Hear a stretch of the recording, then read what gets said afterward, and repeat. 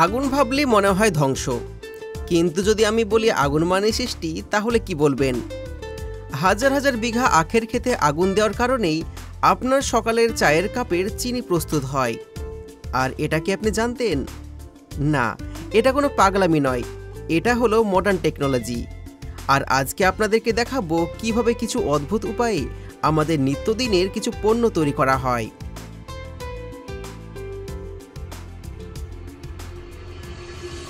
আপনাদেরকে এবার নিয়ে চলে এসেছি অস্ট্রেলিয়ার বিশাল বড় এক আখের ক্ষেতে।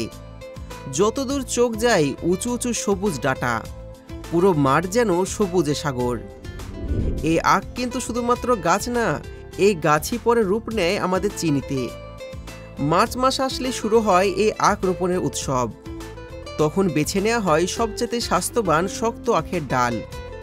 আধুনিক মেশিন দিয়ে সেগুলোকে লাগানো হয় এরকম গতিতে, 1 মিনিটে প্রায় 200টা ডাল মাটিতে ঢুকে যায়। প্রায় কয়েক সপ্তাহের মধ্যেই লক্ষ লক্ষ ডালপালা মাটিতে দাঁড়িয়ে যায়। ভাবছেন পানি কোথা থেকে আসে? আগের মতন এখন আর ঢালাও পানি দেওয়া হয় না, এখন আধুনিক সেচ ব্যবস্থা চালু হয়ে গেছে। স্মার্ট সেন্সার এবং আবহাওয়া হিসাবে গাছ যতটুকু পানি চায় ঠিক ততটুকু পানি দেওয়া হয়। এতে করে বেশি পরিমাণ পানি অপচয় হয় না, অন্যদিকে গাছও ভালো থাকে। কয়েক মাসের যত্নের পর যখন গাছগুলো বড় হয়ে যায়, তখন শুরু হয় একটা অদ্ভুত কিন্তু দরকারি কাজ। জমিতে আগুন দেওয়া হয়। শুনতে ভয় লাগলেও এটা আসলে আখ কাটার আগের প্রস্তুতি। শুকনো পাতা, আগাছা আর গাছের পোকামাকড় দূর করতে আগুন দেওয়া হয়। এতে করে আখ কাটা অনেক সহজ হয়ে যায়, রসও ভালো বের হয় আর মেশিনে ফেসে যায় না। প্রতিটা মৌসুমে হাজার হাজার হেক্টর আখের জমিতে আগুন জ্বালিয়ে দেওয়া হয়, আর এটা কিন্তু একটা প্রক্রিয়ার অংশ। আগুন নিভে গেলে মাঠে নামানো হয় বিশাল বিশাল কাটার মেশিন। এই যন্ত্রগুলো এমনভাবে ডিজাইন করা যে প্রতি ঘন্টায় 100 টনের বেশি আখ কাটতে পারে। আর শুধু কাটেই না, একসঙ্গে পাতাগুলোকে ঝেড়ে ভালো অংশগুলোকে আলাদা করে ফেলে আর ট্রাকে তুলে দেয়। সেন্সার প্রতিনিয়ত চেক করে, দেখে ভালো মানে কাটা হচ্ছে কিনা, এমনকি কোথায় কতটুকু আছে সবকিছু একবারে নিখুঁতভাবে হিসাব করা হয়। এরপরে এই বিশাল বিশাল ট্রাকগুলো আসে ফ্যাক্টরিতে। একটা ট্রাকে গড়ে 40 টন পর্যন্ত আখ ধরে। দিনে শত শত ট্রাক ভরে চলে যায় চিনি কারখানায়। এটাকে বলা হয় মিষ্টির মহাযাত্রা শুরু।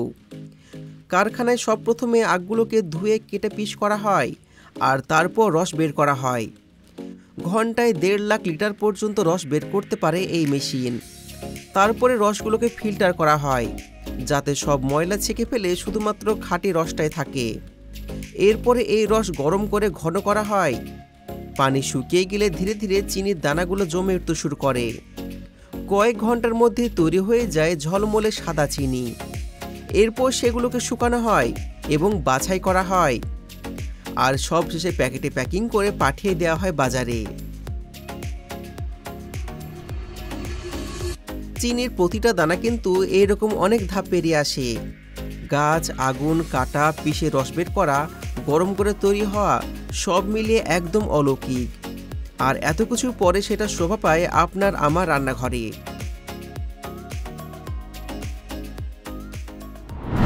এবার আসি তুলোর গল্পে, যেটা গরমে বা শীতের মৌসুমে আপনার শরীরে সবচেয়ে কাছের জিনিস। আমাদের জামাকাপড় বানানো শুরু হয় এক টুকরো ছোট্ট বীজ থেকে। সেই বীজগুলো লাগানোর আগে মাটিকে ভালো করে তৈরি করা হয়, একদম ঝুরঝুরে পুষ্টিকর তৈরি করা হয়। এরপরে আধুনিক যন্ত্রপাতির সাহায্যে একসঙ্গে 12 সারি বীজ রোপণ করা হয়।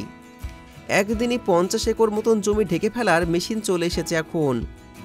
প্রতিটা বীজ ঠিক কত দূরে বসবে, কত গভীরে যাবে, কোন দিকে ফেস করে থাকবে, সব কিছু হিসাব করেই রোপণ করা হয়। এরপর শুরু হয় যত্ন আর পানি দেওয়া। অনেক জায়গায় এখনো হাত পাম্প করে খাল থেকে পানি এনে গাছের গোড়ায় গোড়ায় দেওয়া হয়। এই প্রক্রিয়া একটু ধীরগতি হলেও মাটির অনেক গভীরে পানি ঢোকে, গাছ ঠান্ডা থাকে আর তুলো দারুণ মানের হয়। যখন ক্ষেতটা সাদা তুলায় ভরে যায় তখন বোঝা যায় এখন ফসল তোলার সময়।